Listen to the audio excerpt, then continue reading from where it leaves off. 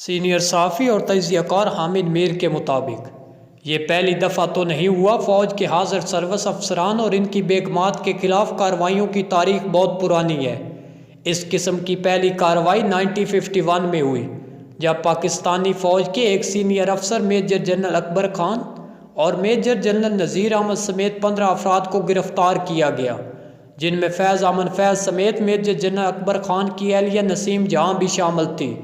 فوج کے 10 افسران اور 5 سویلینز پر یہ الزام تھا۔ انہوں نے 23 فروری 1951 کو ایک خفیہ اجلاس منعقد کیا جس کا مقصد حکومت کے خلاف مسلح بغاوت کرنا تھا۔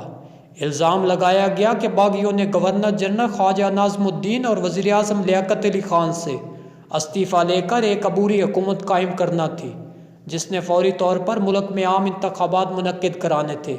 یہ مقدمہ راولپنڈی سازش کیس کے نام سے مشہور ہوا۔ فیض امن فیض اس وقت انگریزی اخبار پاکستان ٹائمز کے ایڈیٹر تھے۔ انہوں نے ہمیشہ خود پر لگائے جانے والے الزامات کی تردید کی، لیکن ستم یہ ہوا مسلح افراد کے کچھ افسران وعدہ معاف گواہ بن گئے۔ یوں فیض امن فیض سمیت دیگر ملزمان کا دفاع کمزور ہو گیا۔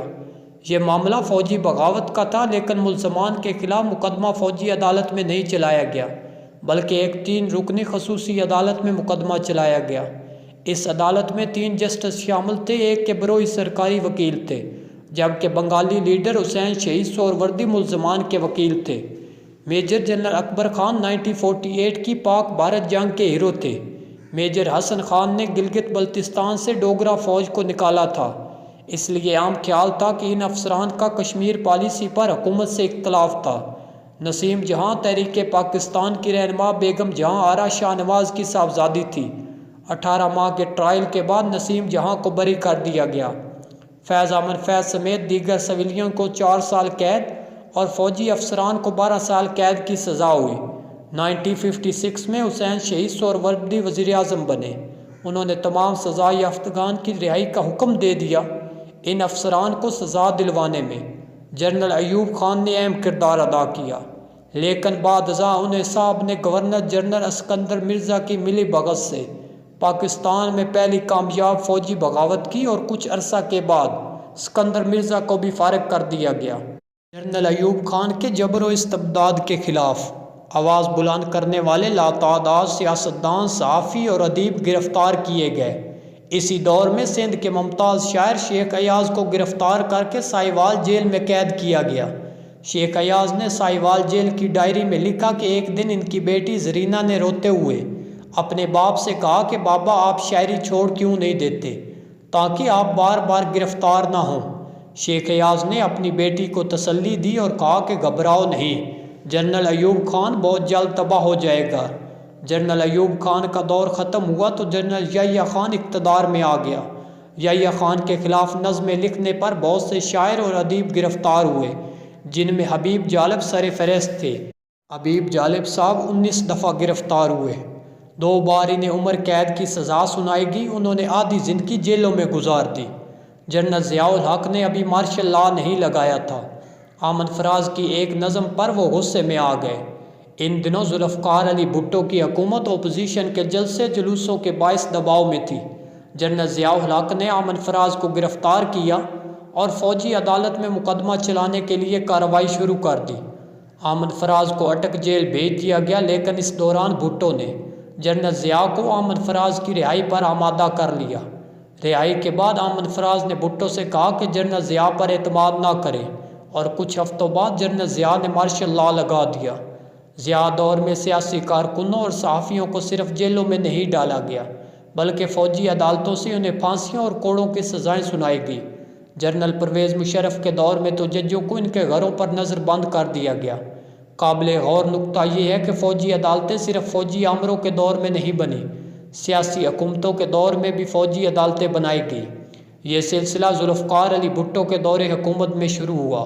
محترمہ بے نظیر بھٹو سے 90s میں کہا گیا کہ کراچی اور حیدرآباد میں فوجی عدالتیں بنائی جائیں۔ انہوں نے انکار کیا تو ان کی حکومت برطرف ہو گئی، لہٰذا بعد میں آنے والی ہر سیاسی حکومت نے فوجی عدالت بنائی، بلکہ اس مقصد کے لیے آئین میں ترمیم بھی کر دی گئی۔ یہ آئینی ترمیم ایک مخصوص مدت تک کے لیے تھی۔ جب یہ مدت ختم ہوگی تو عمران خان کے دور حکومت میں فوجی عدالتوں میں سویلینس کا ٹرائل جاری رہا۔ اب شہباز شریف کے دور میں بھی فوجی عدالتیں بن گئی ہیں اور عمران خان کے حامی یہ تاثر دے رہے ہیں کہ پہلی دفعہ فوجی عدالتوں میں سویلینس کا ٹرائل ہونے لگا ہے۔ عمران خان کے حامیوں کا کمال یہ ہے، آج کل وہ پاکستان میں اپنے علاوہ کسی دوسرے کو مظلوم نہیں سمجھتے۔ اگر میں کہیں یہ لکھ دوں کہ 14 سال سے لاپتہ ڈاکٹر دین محمد بلوچ کو بازیاب کیا جائے تو تحریک انصاف والے غصے میں آ جاتے ہیں اور کہتے ہیں ڈاکٹر دین محمد بلوچ تو دہشت گرد تھا، اس کو چھوڑو، ہمارے گرفتار ساتھیوں کی بات کرو۔ پاکستان کی سیاسی تاریخ اور اپنی قیادت کی چالاکیوں سے بے خبر تحریک انصاف کے سوشل میڈیا کمانڈوز کو یہ معلوم نہیں کہ پچھلے دنوں ان کی پارٹی کے ایک سینئر رہنما نے مولانا فضل الرحمان سے رابطہ قائم کیا اور جمہوریت کے تحفظ کے لیے مشترکہ محاذ بنانے کی تجویز دی۔ مولانا صاحب نے رابطہ کاروں کو سکھوں کے کچھ لطیفے سنا کر فارغ کر دیا۔ میں ذاتی طور پر ایک نہیں 3 مختلف صاحبان کو جانتا ہوں جنہوں نے تحریک انصاف اور پی ڈی ایم اصالت کے لیے مولانا فضل الرحمان سے رابطہ کیا، لیکن مولانا پکڑائی نہیں دیے۔ میں سیاسی جماعتوں میں ہر موضوع پر ڈائیلاگ کا حامی ہوں، لیکن تحریک انصاف کی قیادت کو اپنے رویے میں تبدیلی لانے کی ضرورت ہے۔ سب سے پہلے تو یہ تاثر دینا بند کریں کہ جو گرفتاریاں، مقدمے اور پابندیاں آج ہیں وہ پہلے کبھی کسی پر نہیں تھی۔ اگر آج تحریک انصاف پر جھوٹے مقدمے قائم ہیں تو انہیں تسلیم کرنا ہوگا کہ جب وہ حکومت میں تھے تو انہوں نے بھی مخالفین پر جھوٹے مقدمے بنائے۔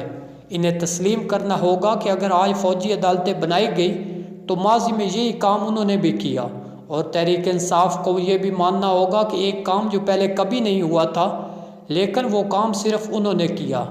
پہلی دفعہ ایک سیاسی جماعت نے جی ایچ کیو سمیت دیگر فوجی تنصیبات پر حملے کا منصوبہ بنایا، پکڑے بھی گئے اور مانتے بھی نہیں۔